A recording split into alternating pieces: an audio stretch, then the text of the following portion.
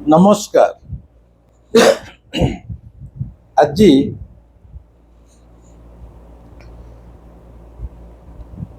ଶ୍ରୀ ଜଗନ୍ନାଥଙ୍କର କୃପା କେମିତି ମଣିଷ ଉପରେ ବର୍ଷିଯାଏ ଏବଂ ସେଇ କୃପାର ଏକ ଝଲକ ଏଇ ଯେଉଁ ନୂଆ ଆଶ୍ରମଟି ମୋର ତୋଳା ହେଉଛି ଶୂନ୍ୟ ସ୍ୱାମୀ ଧ୍ୟାନପୀଠ, ତାକୁ ହିଁ ନେଇ କାଳୁର କୃପା କେମିତି ଅହେତୁକ ଭାବରେ ବର୍ଷିଗଲା, ଆଜିର ଭିଡ଼ିଓଟି ତାରି ଉପରେ। ପ୍ରଥମରୁ କହି ରଖୁଛି,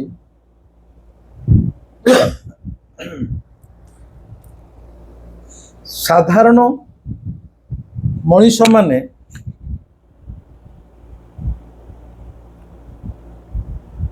କୃପା କ'ଣ କରୁଣା କ'ଣ ଠିକ୍ ଭାବରେ ଜାଣନ୍ତି ନାହିଁ। ସାଧାରଣ ମଣିଷ ଭାବେ କୃପା ଯାହା, କରୁଣା ସେୟା।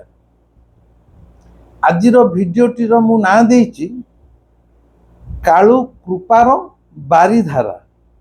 କାଳୁ ମାନେ ଜଗନ୍ନାଥ, କୃପା ମାନେ ବୁଝେଇଦେବି, ବାରିଧାରା ମାନେ ଜଳଧାରା।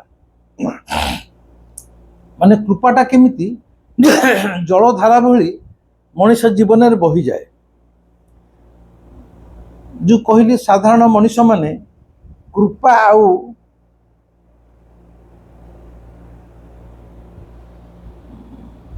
କରୁଣା ଭିତରେ ତଫାତ୍ ଜାଣନ୍ତି ନାହିଁ। ଆଗ ବୁଝେଇ ଦଉଛି କରୁଣା କ'ଣ କୃପା କ'ଣ, ତାପରେ ଯେଉଁ ଘଟଣା ଘଟିଲା ଆପଣମାନେ ଜାଣିଲେ ଠିକ୍ ଭାବରେ ବୁଝିପାରିବେ।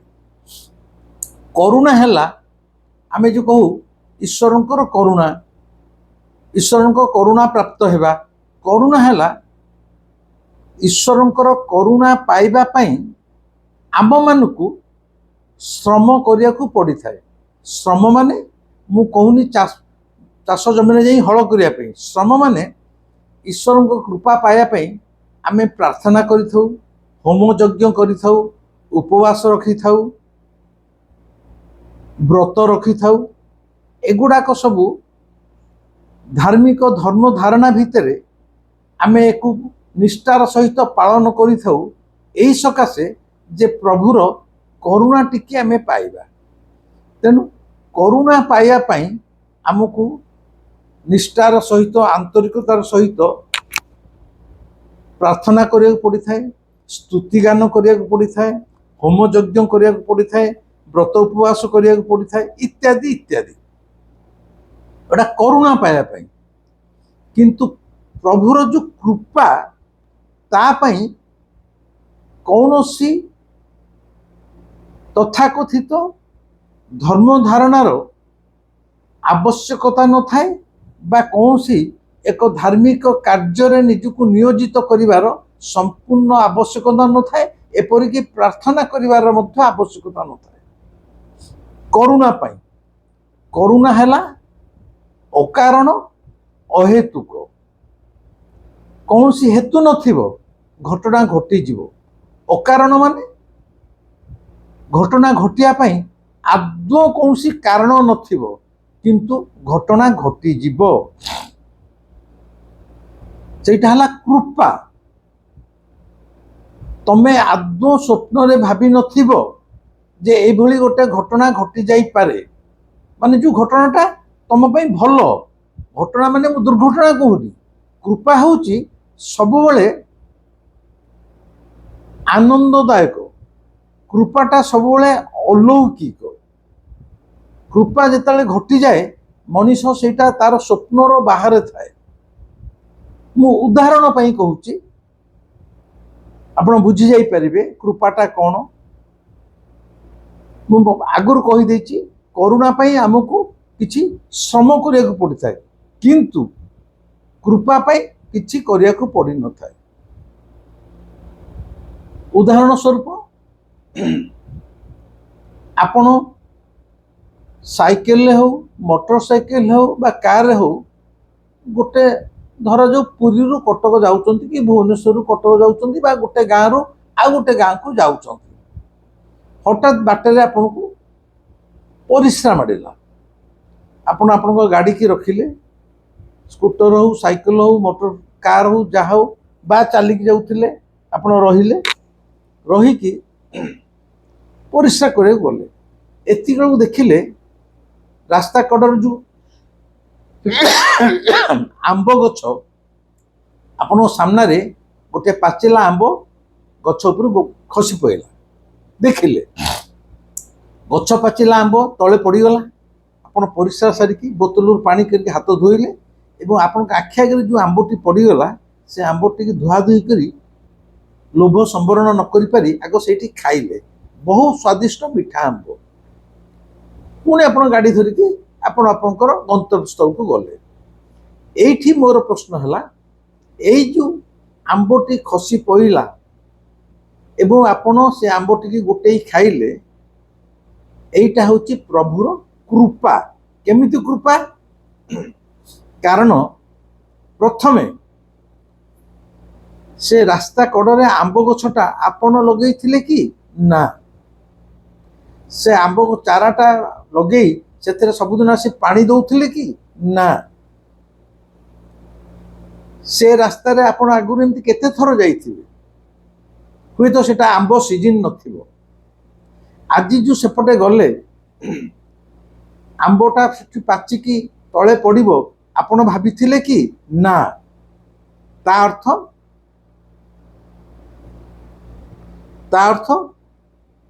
आपण आशा करि नाहती से आंबटा तळକୁ खसियो बोली किबा एमती खसियो मु खाइबी सेटा आपन स्वप्नर बाहरे एवं से आंब गछटा आपण लगे नाहती से रास्ता कड़र आंब गछ किंतु अकारण जो कौन सी कारण न थाई एवं आपण चिंतार बाहरे हठात आंब गछरु आंबटा पड़ी जाउछि एवं आपण ताकू खाउचंती एइटा हला प्रभुर कृपा माने मु कहिछि करुणा पई हमको श्रम करिया पड़ता है किछि करिया पड़ता है किंतु एइटारे हमको किछि करिया पड़लानी आमे किछि करिने नाई से गछ लगे नाई से गछर जत्न नहींचे किछि आमे करिने करिछे कि करिने किंतु आमे से गछर आंबर पाचिला आंबटा खाउचे एइटा हला ईश्वरकर कृपा तमे आंब खाइबो बोली भाबिन गछ लगेइन से कौन से श्रम करिन किंतु अहेतुक भाव तुमे ही से आंबटा को खाउच फलटा खाउच एटा हला प्रभुर कृपा आउ टिके जदि कृपा को बुझे दवा को जीवी गत काली मोर जो शून्य समय ध्यानपीठ तैयारी चली मु जाइथिली सकाळ 9 रु जाइथिली राति की फेरिली नाही दथिबा टाण खरा दिन प्राय गोटे हब मु आमर से आश्रम रास्ता रे छिड़ा हिची एति को देखिली जने अत्यंत धुकुड़ी बुढ़ी माने निहाती ताकू 70 ऊपर हब जेहेतु गाँव बुढ़ी बड़ी जीर्ण शीर्ण शरीर बुढ़ीटे मेचाए छेली की ओडे माने छेली चरिया को नहीं बुढ़ी जनक आसुच्च ठीक मोरी सामना आसला बेलू सी तार मन को मन बुढ़ी से छेली मान कहूँ अरे घर तो पाख गलानी तेमे तुम जाओ मो मुंड भारी बुलाऊँ मुझे बसी पड़ी या कही बुढ़ी से रास्ता कड़े से बरगछ तले बसी पड़ी मो आखि आगे मुझे से बुढ़ी मौसी को उठेकी आणिकी पूरा गछ छाई रे आम आश्रम पाखे बसैली से बुढ़ी मत कहले जमी बसी पड़े मुझे देखली एत खरारे बुढ़ी मौसीटी छेली चरी चरी आसुची मुंड बुलाला बस मु सांगे सांगे कौन कली ना से पाखे गोटे दुकान था सेठू थम्सअप कोल्ड ड्रिंक्स बोतलटे किणी आनिली प्लास्टिक गिलास रे बुढ़ी की ग्लासटे भर्ती कर देली पीया पे बुढ़ी हठात आशा करनी या भावुची बुढ़ीर चेहरा आर्थिक अवस्था शरीर जहाँ जना पड़ूला से बिचारे यही बयस छेली चरिया रोते से जे कोल्ड ड्रिंक्स सब पाथे ग्यारंटी नहीं तब जहाँ जेहेतु बुढ़ी बिचरा ଥକା ମାରି ବସିଗଲା, ମୁଁ ମୋର ଯାଇକି କୋଲ୍ଡ ଡ୍ରିଙ୍କ୍ସ ଆଣିଦେଲି, ବୁଢ଼ୀ ଗ୍ଲାସଟେ ପିଇଲେ। ପିଇ ସାରିଲା ପରେ ମୁଁ ପୁଣି ଆଉ ଗ୍ଲାସଟେ ଦେଲି। ବୁଢ଼ୀ ଏକଦମ ମନା କଲେ, ପୁଅରେ ତୁ ମୋତେ କାହିଁ ଏତେ ଦଉଛୁ, ନାହିଁ ଥାଉ ଆଉ କିଏ ପିଇବ। ମୁଁ କହିଲି ନାଇଁ ମାଉସୀ ତମେ ପିଅ, ତମ ପାଇଁ ଆଣିଛି। ପୁଣି ଗ୍ଲାସଟେ ଦେଲି, ବୁଢ଼ୀ ପିଇଲା। ପିଇଲେ ମୋତେ ବହୁତ କଲ୍ୟାଣ କରି ମୋତେ କଲ୍ୟାଣ କଲେ, ମୋତେ କହିଲେ ତୋ ପୁଅ ବୁଢ଼ା ହେଇଥାଉ। ସାଧାରଣତଃ ବୁଢ଼ୀ ମାନେ ଆଶୀର୍ବାଦ କଲେ କହିଲେ ପୁଅରେ ତୁ ବୁଢ଼ା ହେଇଥା, ତୁ ମାନେ ଯିଏ ଯାହାଠୁ ସେ କିଛି ଉପକାର ପାଇଥାନ୍ତି ତାକୁ ହିଁ କହନ୍ତି। ଏଠି ମୁଁ ଗୋଟେ ବିରୋଧାଭାସ ଦେଖିଲି। ବୁଢ଼ୀ ପିଇ ସାରିଲା ପରେ ମୋତେ କହିଲା ପୁଅରେ ତୋ ପୁଅ ବୁଢ଼ା ହେଇଥାଉ, ମୁଁ ବୁଢ଼ା ହେବା ଦରକାର ନାହିଁ, ତୋ ପୁଅ ବୁଢ଼ା ହେଇଥାଉ। ମାନେ ଆଶୀର୍ବାଦଟା ମୋ ପୁଅକୁ ଦେଲି, ମାନେ ମୋ ପୁଅ ଦୀର୍ଘଜୀବୀ ହେଉ। ମୁଁ ଏଇଭଳି ଆଶୀର୍ବାଦ ଜୀବନରେ ପାଇନଥିଲି। ମୋତେ ବହୁତ ଖୁସି ଲାଗିଲା, ବହୁତ ଖୁସି ଲାଗିଲା। ମୋତେ ଲାଗିଲା ମୁଁ ଯେମିତି କୋଟି କୋଟି ଟଙ୍କାର ମାଲିକ ହେଇଗଲି। ବୋଧେ ମୋ ଆଗରେ ଅମ୍ବାନୀ ମଧ୍ୟ ଗରିବ, ମାନେ ମୋ ଆଗରେ ବୋଧେ ସିଏ ଏକଦମ ନିପଟ ଗରିବ ହେଇଯାଇଛି। ମାନେ ମୁଁ ଯେମିତି ସଂସାର ସବୁଠାରୁ ଧନୀ ମଣିଷ ହେଇଗଲି ବୁଢ଼ୀର ଏଇ ଆଶୀର୍ବାଦରେ। এইটা ମୋର କହିବା କଥା ନୁହଁ, ଏଇଟା କୃପାଟା ବୁଝଉଛି। କୃପାଟା ମାନେ ମୁଁ କହୁନି ମୁଁ ଈଶ୍ୱର ବୋଲି, ଈଶ୍ୱରଙ୍କର କୃପା ମୋତେ ମାଧ୍ୟମ କରି ବୁଢ଼ୀ ପାଇଲେ। ମାନେ ବୁଢ଼ୀ ଯୋଉ ଥକା ମାରି ବସିଗଲେ, ସିଏ କ'ଣ କେବେ ଆଶା କରିଥିଲେ ତାଙ୍କୁ ଜଣେ କୋଲ୍ଡ ଡ୍ରିଙ୍କ୍ସ ଆଣି ପିଆଇବ ବୋଲି? ନା, এইটা ତାଙ୍କ ସ୍ୱପ୍ନରୁ ବାହାରେ। ରାସ୍ତା କଡ଼ରେ ବସିଗଲେ। ଆଜିକାଲି କେହି କାହାକୁ ପଚାରୁନାହାନ୍ତି। ରାସ୍ତା କଡ଼ରେ ଯଦି ଗରିବଟେ ପଡ଼ିଛି, ଭିକାରୀଟେ ଖରାରେ ପଡ଼ିଛି, ଶୀତ ଦିନରେ ଥରୁଛି, କେହି ତା ଦେହରେ ଗୋଟେ କମଳ ବି ପକାଉନାହାନ୍ତି। ଯିଏ ଯେଝା ରାସ୍ତାରେ ଚାଲି ଯାଉଛନ୍ତି। ବର୍ତ୍ତମାନ ସମୟଟା ଏତେ ସ୍ୱାର୍ଥପରର ଦୁନିଆ ହେଇଯାଇଛି, ମୁଁ ବିଚଳିତ ହୁଏ ଏଗୁଡ଼ା ସବୁ ଦେଖିଲି। ତେଣୁ ବୁଢ଼ୀ ତ କଦାପି ଆଶା କରିନଥିବ ସେ ଖାଲି ପାଣି ପିଇବ, ତା ନୁହଁ କୋଲ୍ଡ ଡ୍ରିଙ୍କ୍ସ ପିଇବ ବୋଲି। ଫେରେ ଗିଲାସେ ନୁହଁ 2 ଗିଲାସେ। এইটা ହେଲା କୃପା। ମୁଁ ପୁଣି ଥରେ ରିପିଟ୍ କରୁଛି, ମୁଁ ଈଶ୍ୱର ନୁହେଁ, କିନ୍ତୁ ବୁଢ଼ୀ ପ୍ରତି କୃପା ଯେହେତୁ ଈଶ୍ୱରଙ୍କର ଅଛି, ସେ ଚାହୁଁଛନ୍ତି ବୁଢ଼ୀ କୋଲ୍ଡ ଡ୍ରିଙ୍କ୍ସ ପିଉ। ଯଦିଓ ବୁଢ଼ୀର ଚିନ୍ତାର ବାହାରେ, ସିଏ କୋଲ୍ଡ ଡ୍ରିଙ୍କ୍ସ ପିଇବା ପାଇଁ କାହାକୁ ଟଙ୍କା ଦେଇ ପଠେଇନି, କୋଲ୍ଡ ଡ୍ରିଙ୍କ୍ସ ପିଉ ବୋଲି ତା ସ୍ୱପ୍ନରେ ସୁଦ୍ଧା ଭାବିନି, କୋଲ୍ଡ ଡ୍ରିଙ୍କ୍ସ ପିଇବା ପାଇଁ ତାର କୌଣସି ଉଦ୍ୟମ ନାହିଁ, କିନ୍ତୁ ସେ କୋଲ୍ଡ ଡ୍ରିଙ୍କ୍ସ ପାଉଛି। ମୁଁ ହେଉଛି ଈଶ୍ୱରଙ୍କ ତରଫରୁ ଗୋଟେ ମାଧ୍ୟମ। I was simply a medium for God. କିନ୍ତୁ ମୁଁ ମାଧ୍ୟମ ହେଲେ ମଧ୍ୟ ଈଶ୍ୱରଙ୍କ କୃପା ବୁଢ଼ୀ ଉପରେ ପଡ଼ିଲା ଅହେତୁକ ଭାବରେ। এইটা ହେଲା କୃପା। ବାରମ୍ବାର କହୁଛି, କୃପାଟା ଅହେତୁକ ଭାବରେ ଅକାରଣରେ ଈଶ୍ୱର ଢାଳି ଦିଅନ୍ତି, ଯୋଉଟା ମଣିଷ ଆଦୌ ଭାବି ନଥାଏ କି ଚିନ୍ତା କରିପାରିନଥାଏ। କିନ୍ତୁ କରୁଣାଟା ପାଇଁ ଆମକୁ ଶ୍ରମ କରିବାକୁ ପଡ଼ିଥାଏ। ବୁଝିଲେ ତ? ବର୍ତ୍ତମାନ ଏଇ ଯୋଉ କହିଛି ଆଜିର ଟାଇଟଲଟା ଭିଡ଼ିଓର, କାଳୁ କୃପାର ବାରିଧାରା, এইটা ମୋରି ଏଇ ଆଶ୍ରମ ତୋଳାକୁ ନେଇ ଗୋଟେ ଘଟଣା ଘଟିଗଲା, ବା ପରୋକ୍ଷରେ କହିଲେ କାଳୁ କୃପା ଓଜାଡ଼ି ଦେଲା। ସେଇଟା ଶୁଣନ୍ତୁ। ଏଇ ଏପ୍ରିଲ 20 ତାରିଖ ଅକ୍ଷୟ ତୃତୀୟା ଦିନ ମୋର ଆଶ୍ରମ ତିଆରି ପାଇଁ ଶୁଭ ଦିଆଗଲା। ମେ 3 ତାରିଖରୁ କାମ ଆରମ୍ଭ ହେଲା। ଏଡ଼େକେ ଆଶ୍ରମ ହେଉଛି, ଏଡ଼େକେ କୋଠା ଘର, ବିରାଟ କୋଠା ନିର୍ମାଣ ଚାଲିଛି। ଯେକୌଣସି ଜାଗାରେ ଯେତେବେଳେ କୋଠାଟେ ତିଆରି ହୁଏ, ତା ପାଇଁ କ'ଣ ପ୍ରଥମେ ଦରକାର? ପ୍ରଥମେ ଆବଶ୍ୟକତା ପାଣି। ପାଣି ନଥିଲେ ଗୋଟେ ଘରଟେ ତିଆରି ହେବ କେମିତି? ସିମେଣ୍ଟ ବାଲି ଗୋଳା ହେବ କେମିତି? ଇଟାରେ ପାଣି ଦିଆ ହେବ କେମିତି? ପାଣିଟା ହେଉଛି ପ୍ରଥମ ପ୍ରାଣ। ଗୋଟେ କୋଠା ନିର୍ମାଣର ପାଣି ହେଲା ପ୍ରାଣ। ପାଣି ବିନା ଗୋଟେ କୋଠା ତିଆରି ହେବାକୁ କେହି କେବେ ଭାବିପାରିବ? ଆଦୌ ନୁହେଁ। କିନ୍ତୁ ଆମର ମେ 3ରେ କାମ ଆରମ୍ଭ ହୋଇଛି। ଜୁନ ମେ ମାସଟା ପୁରା ଗଲା, ଜୁନ 3 ଯାଇକି ଆଜି ଧର ହେଇଗଲା 25 ତାରିଖ, ପାଖାପାଖି 2 ମାସ। 2 ମାସରେ ଆମର ଛାତ ପଡ଼ିବାକୁ ହେଇଗଲାଣି। ଆଉ ହାର୍ଡଲି 5-7 ଦିନ ପରେ ଛାତ ପଡ଼ିବ।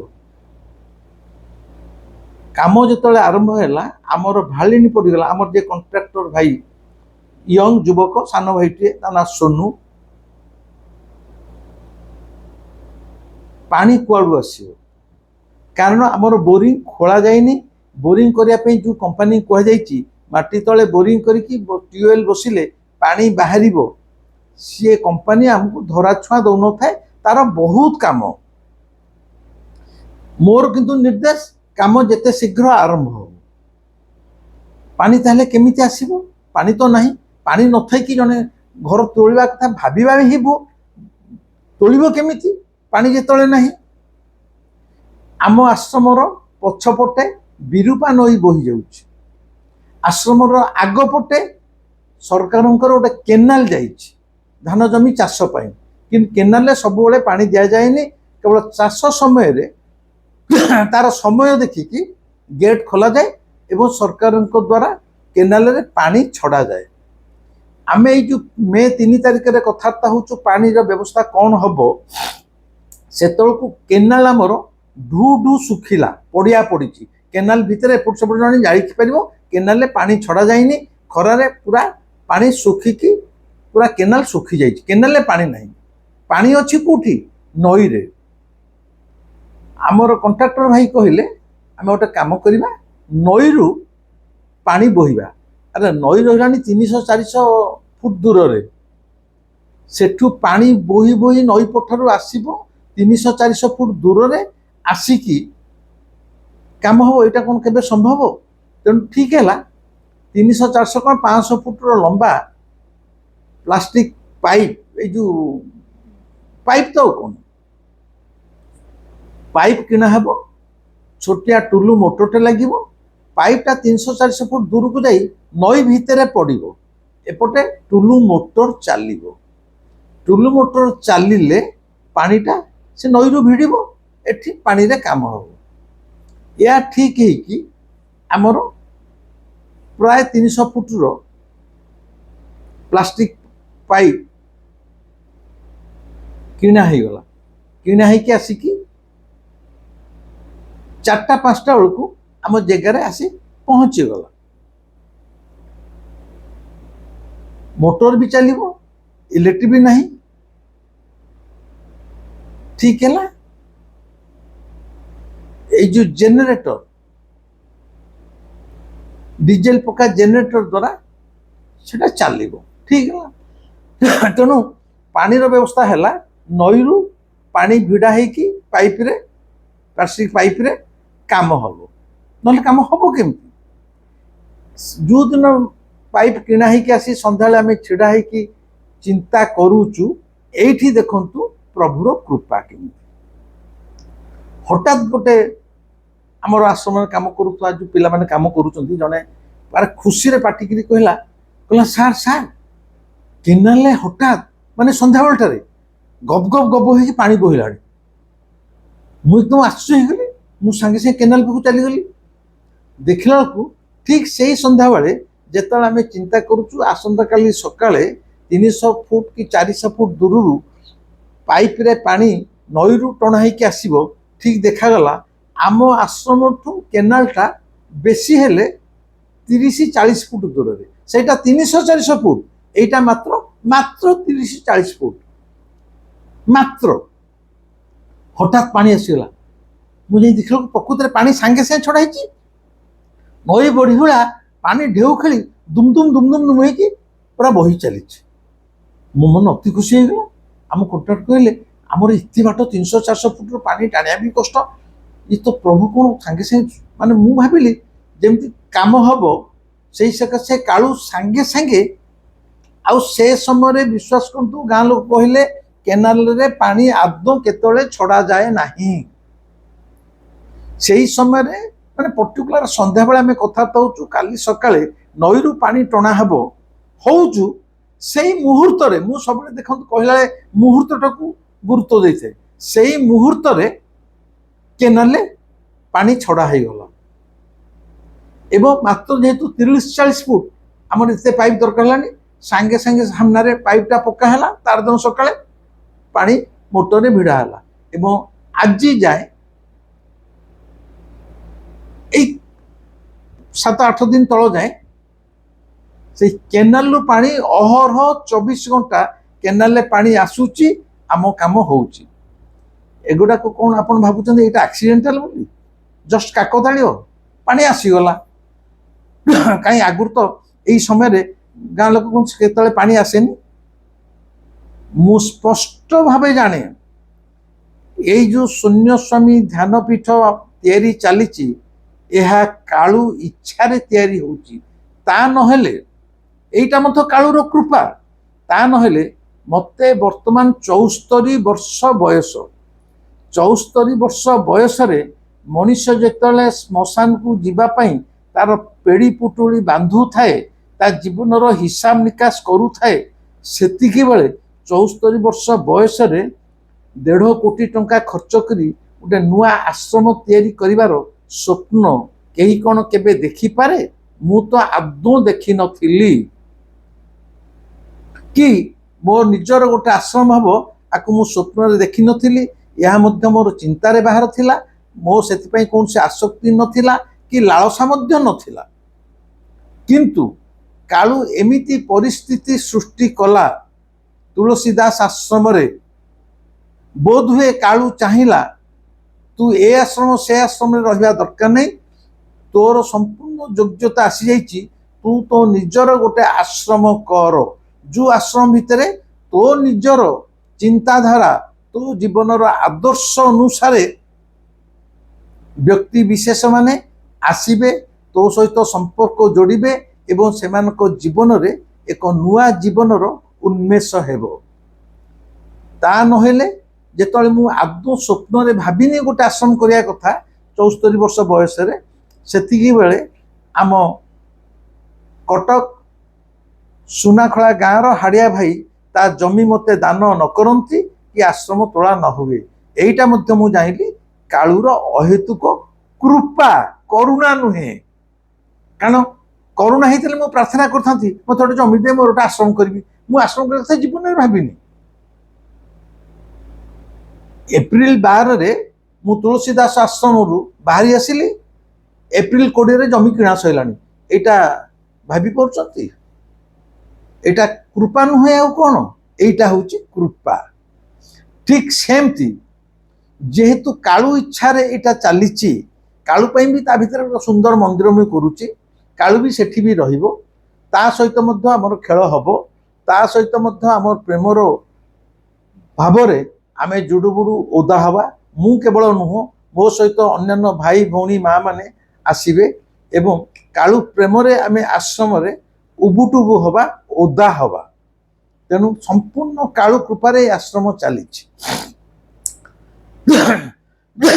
तेणु जेतले पानी बिना कौन गोटे निर्माण कार्य हो पारिबनी आमे चिंतारे अच्छु एवं नई रु 300 फुट दूर पाइप पके पानी आर व्यवस्था करूचु कालू पिला तू एते कष्ट काई करूचु मु तो से तो पछरे अच्छी आश्रम दायित्व तो मोर कारण मु तते ए बयस 74 वर्ष बयस ए आश्रम जनित तैयारी करिवार कीड़ा तो मु देछि तते माने कालू कहिया कथा तेणु एइटा मो प्रति कीड़ा कि कालूर लीला ता मु कहि परिबिनी तेणु जेतबेले संध्या बेले आमे भाबुचु काली नईरू पानी बाहर आसीबो ठीक सेतेबेलकु जो केनालटा खड़ खड़ सुखिला थिला जो समय पानी आसीबा कथा नुह सेही समय सरकार केनाल पानी छाड़ी दिगला पानी नई बढ़ी बेला हु हु की माड़ी आसला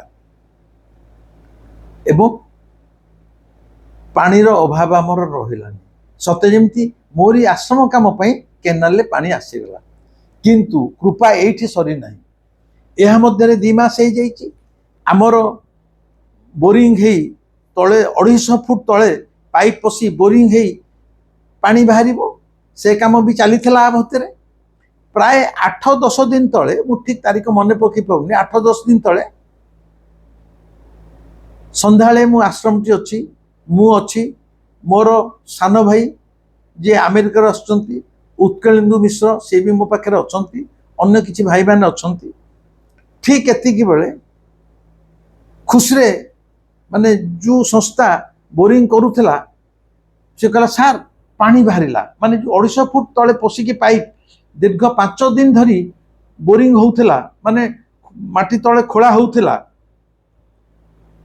250 फुट तले जाई पानी पइला तांकर पूरा मेसिन आसी माटी तले खोली खोली खोली खोली पाइप पशुला 5 दिन पर गोटे संध्यारे हठात कहला सर पानी बाहरला देखा को पानी नाली पानी गब गब गब होगी बाहर माने प्रथमे पानी झरटा पइला एवं पानीटा बाहरला आमे प्रथम थर पे देखिलु 2 मास रे जे आम निजर बोरिंग हो गला एवं प्रथम पानीटा माटी तलू बाहरला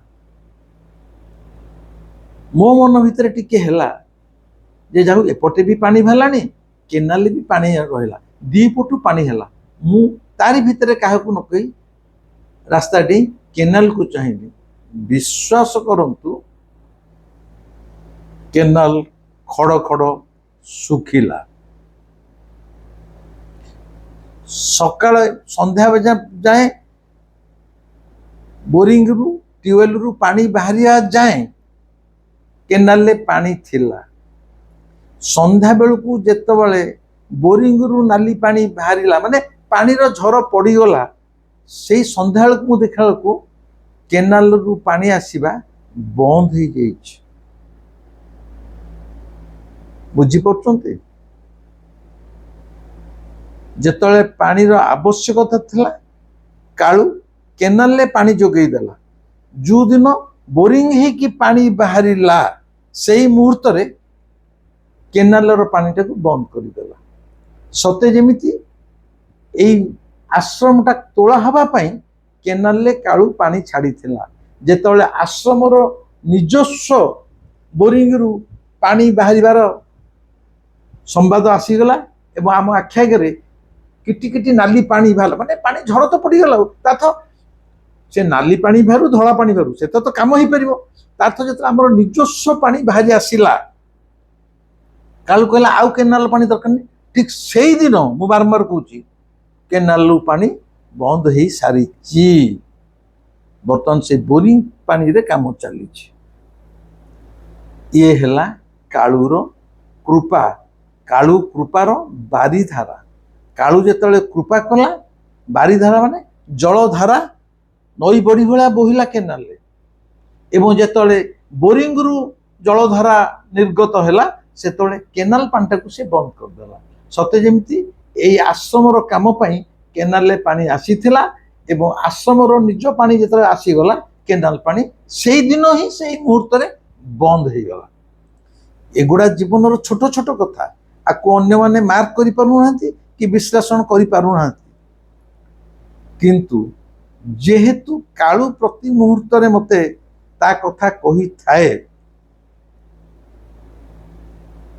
कालू सहित मोर जो संपर्क मुझे ताको जहाँ पचारे कालू कहला तोर एते कथा भाबिया को तू कि एते कथा काई भाबुचु तोर पानी दरकार था मु केनाल पानी देली तोर जतले बोरवेल रे बोरिंग है कि माटी तो पानी बाहरला आ केनाल पानी दरकार केनाल पानी बंद कर देली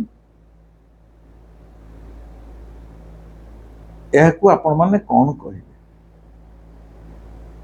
ये हैला कालूर कृपा जहाँ चिंता बाहरे तुम चिंता करमती कालू एमती गोटे कौन घटना घटे दब तुम स्वप्न सुधा भावी नथिबो